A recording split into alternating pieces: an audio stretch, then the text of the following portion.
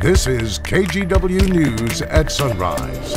Hey, good morning, everybody. I'm here, so it must be 6 a.m. on a Saturday. I'm Galen Etlin. This morning here on Sunrise, a really serious story that we've been following. Neighbors are pleading for help as Portland gun violence nears record levels. But the city just added, though, that it hopes could help. Plus, some extra homework for students and parents, all to prevent COVID. We'll explain what it looks like. First, though, Chris McGinnis joins us live with our forecast this morning. Good morning, Chris. Good Saturday morning to you and to everyone at home. Thanks for joining us early on a Saturday, and it's going to be a really nice Saturday here across most of the Pacific Northwest. Big picture here across the region. We are generally clear on the east side of the state. West side, we've got a little bit of cloud cover encroaching here from this weak storm system offshore. You do see some rain there. Most of that will target the Olympic Peninsula, so I don't think anybody gets wet here on the Oregon side of things. But a little bit of cloud cover may trickle in from that system as we roll through the day today. Otherwise, a really fine-looking Saturday forecast for all of us. It's cool out there. How cool? Well, it's 50 at PDX, but check this out. Hillsborough slipped down to 41 degrees at last check. It's 40 in King City, so there are some very cool pockets here up and down the I-5 corridor this morning. Salem's waking up to 44. You hop over the Cascades. We are down near the freezing mark now in Baker City, and Burns is waking up to 30 degrees. A very chilly start for you, but a sunny finish to the day and warmer weather pretty much everywhere. In fact, yesterday we were in the upper 60s.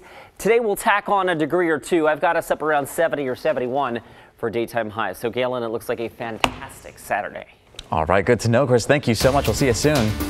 Well, Portland is recovering from more than 900 shootings so far this year. Now, some are in the Mount Scott Arleta neighborhood, and now the city is trying a new tactic. Mike Benner spent some time in the Southeast Portland community to see what people are going through there.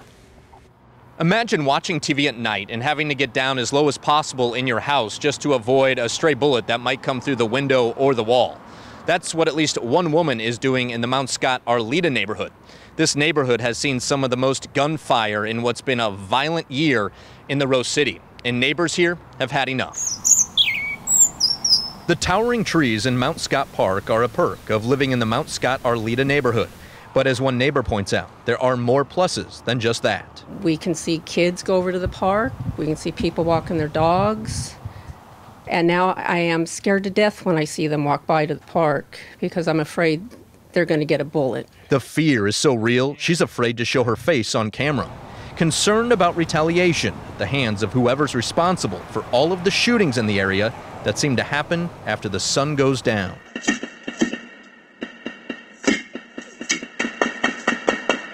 What you heard right there is gunfire from an early September shooting near the park.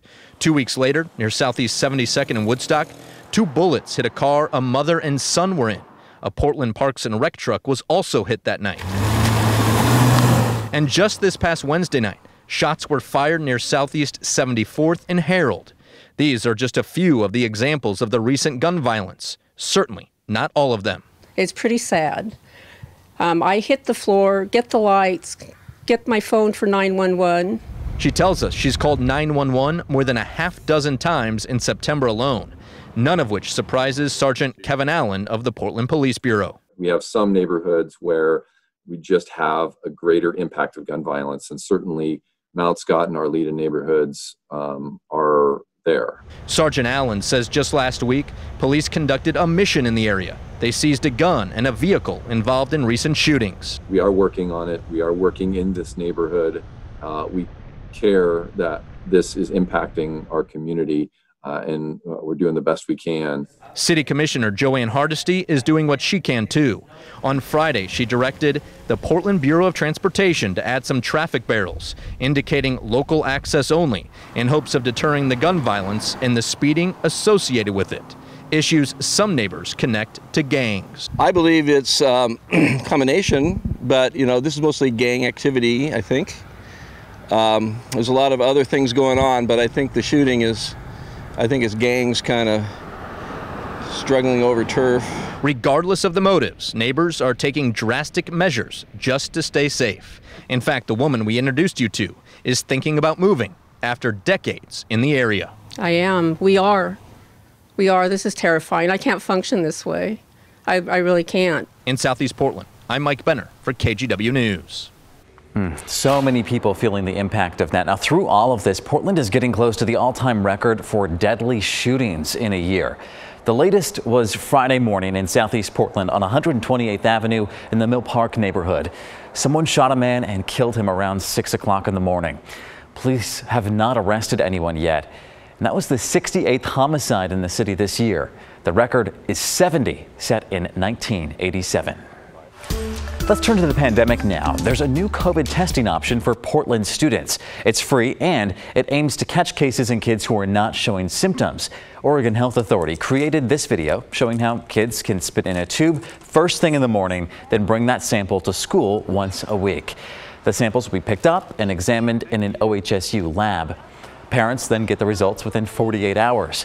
The program is voluntary, but schools hope to get more families involved. We are preparing bundles of kits. We're hoping to send home 3 to 4 weeks worth of kits with students in their backpack so they have them at home. It's a great program. I encourage as many families that feel safe or want to sign up for them to sign up. Now, the state's working to make testing available to every district that wants to participate. Well, some unvaccinated healthcare workers are protesting a vaccine mandate at legacy hospitals. Nearly 800 legacy employees are now on unpaid leave and could soon lose their jobs altogether unless they get the vaccine. Now, this was the scene at Mount Hood Medical Center yesterday. Many of these workers filed for religious exemptions, but Legacy denied them. Of those 800 Legacy employees placed on leave, we did find out more than 180 of them have already started a vaccine series, so they can return to work once they are fully vaccinated. Any employee who starts a vaccine series by October 18th will be able to go back to work. Well, students from Sherwood and Newburgh are fighting the school board. Some wore rainbow shirts and held Black Lives Matter signs at last night's football game. This all comes, as you probably remember, a few days after the Newburgh School Board again decided to ban all, quote, political flags and signs, which the board says includes BLM signs and pride flags, even though those identities are not a choice. Students also spoke to fans entering the game, telling them the stadium was a safe space and that there would not be any hate tolerated. Well, street racing and sliding are officially illegal in Portland, but as the problem grows, a new rule adds penalties. The mayor and police shared how last weekend's first crackdown went. Portland police and Mayor Ted Wheeler say the problem is growing. People blocking streets to race and drift. Portlanders across this city have been deeply impacted. 5 people have died since June, and police say the practice blocks emergency crews from getting through major roads and bridges. So a new Portland ordinance adds penalties, giving us the legal tools that we need. Drivers face new misdemeanor charges, can get up to a month in jail, and face $500 in fines. That's on top of penalties for other laws broken. This weekend was the first crackdown mission. Police arrested more than a dozen people, towed at least 8 cars, and found 2 guns. We do have a lot of younger people engaged in this. For those underage, the court can opt for a deferment program, allowing a chance at a clean slate.